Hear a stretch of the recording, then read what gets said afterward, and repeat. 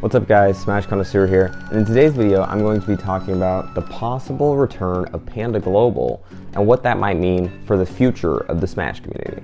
Now if anybody doesn't remember, or maybe they just are not aware, Panda Global was a very large company that had a huge spot in the Smash community, probably the biggest organization in the Smash community while they were around.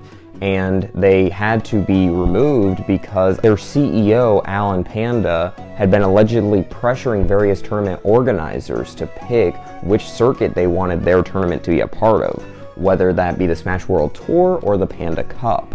And this caused a lot of drama, and when this got outed, he got removed, and so did his company, Panda Global. Well, fast forward about 2 years later, and Panda Global has made maybe an attempt at a return, because we have recently seen a tweet coming from the Panda Global account, and it essentially is stating that they might be coming back sometime soon. So if you are a fan of Panda Global, this is very exciting for you, and if you're not, this is probably quite upsetting for you, because when this news first released, you know, there was very mixed reactions. Some players were extremely excited and they were like, we've been waiting so long for this.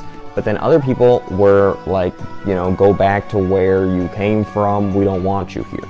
So it's gonna cause a lot of drama. And if you're in the middle, I'm going to try to kind of sway you, because I do have an opinion on their return. Let's go over the implications of Panda Global's return if they were to come back into the Smash community, and what that would really mean. I think the most accurate way to theorize what Panda would do if they were to return is to look back at what they did in the past while they were in the community. Panda, while they were around, were really the biggest content organization in the Smash scene. Between their main channel and the PG Stats channel, they almost ran an ESPN type broadcasting service, but it was free on YouTube, where they would recap events, they would have highlights with interviews with top players, and they would also have fun little games that they would run with various community members. And these channels were both extremely popular, as well as the PG Stats website. So likely if Panda were to return, these would all make a full-fledged return as well. Another thing is something that Dr. Alan Panda had announced that they had actually had in the works while Panda was still ongoing, but they had to later cancel because Panda's eventual shutdown. But this may return as well with Panda, is the futuristic technology that they were working on in the company. On an episode of Lights Out, Alan from Panda was featured, and he talked about a technology that involves AI that Panda was actually developing to be able to show a threat meter on the screen at all times. There's something called the danger gauge. I don't know if I ever showed this to you. We had a machine learning computer vision technology so it could read a game of Smash as it was happening. The danger gauge would show at any given time the danger someone could be KO'd at that given moment. And it would fluctuate based on their percentage, the matchups, the stage size, where they were positionally on the stage. So if you're closer to the edge, your danger gauge will go up.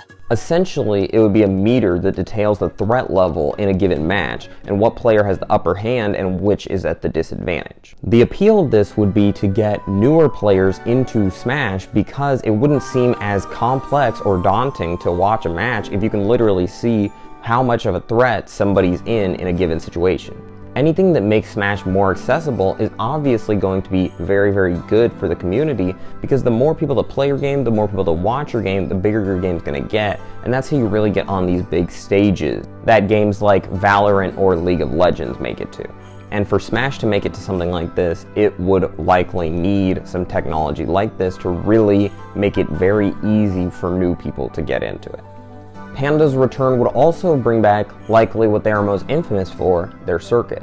The Panda Cup finals never did actually take place, although all the preliminary tournaments to lead up to it did, which means that many players had qualified and they had flown all around the world just to have the opportunity to play in this massive tournament, and then they never got the opportunity to. So it's only right that if Panda were to return, they would host the finals and allow all the players who had previously qualified to actually be able to try their hand at becoming the Panda World Champion. Also, you never know, because they might pair back up with Nintendo like they had in the past, and you know, that could just be an amazing thing if that were to happen. I don't know how likely that is, but it would be great to see Nintendo, partnering up with the Smash community, because that's like what we've always dreamed of.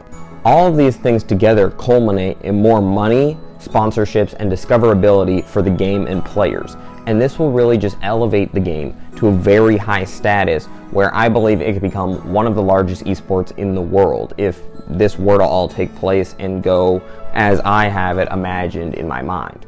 You never know exactly how these things will play out, but I'm very optimistic that if Panda Global were to return, it could be quite the success for the Smash community and really a redemption story. But I want to know, what do you guys think? Do you guys think that Panda will make a return? And if they do you think it will be a positive or a negative? And I also wanted to thank you guys for all the support recently. It's been so sweet to see. And be sure to like, comment, and subscribe. And thank you guys for watching. See ya.